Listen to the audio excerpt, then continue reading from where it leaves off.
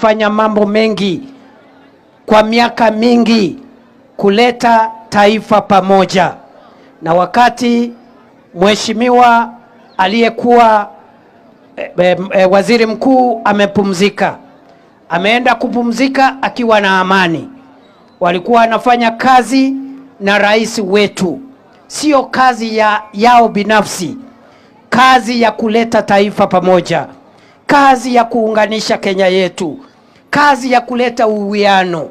Hata kama walishindana 2022, mambo ya mashindano ya viongozi yanakuja yanaisha, hapo katikati ni ujenzi wa taifa.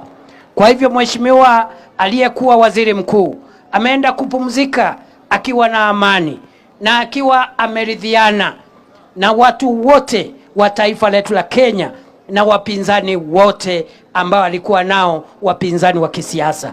Kwa hivyo kusiwe na mtu wa kwenda kuleta matusi, kudharau ama kumkosea heshima mwenzetu ambaye ameenda mbele za haki na ambaye Mungu amemuita akapumzike.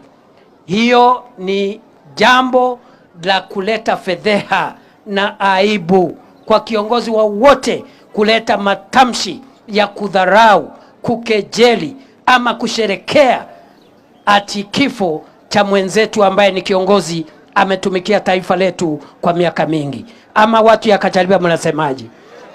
Si mheshimiwa Prime Minister alikuwa kiongozi wetu jameni? Si alifanya kazi kubwa katika taifa letu la Kenya? Si mumeona tumempumzisha kwa heshima zote? Si tumempatia heshima zake?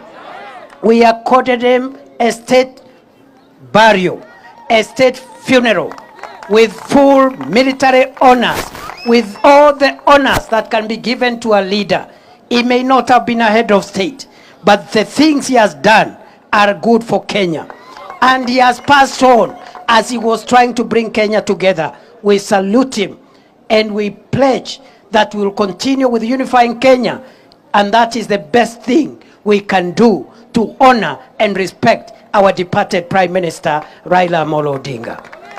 Kwa hivyo wale wako na mambo ya kujaribu kuchokora amani, kutumheshimu mwenzetu, tunawasihi kwa heshima waheshimu familia yake na waheshimu maisha yake, na tunaomba ya kwamba tukiendelea mbele nchi yetu itakuwa kwa umoja.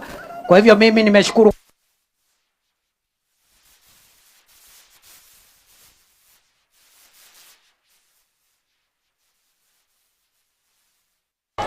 Nikishikana na viongozi wenu nikatafuta pesa ya kujenga barabara zaidi, nikatafuta pesa ya kujenga masoko zaidi, ndio West Pokot ikae kama sehemu zingine za Kenya.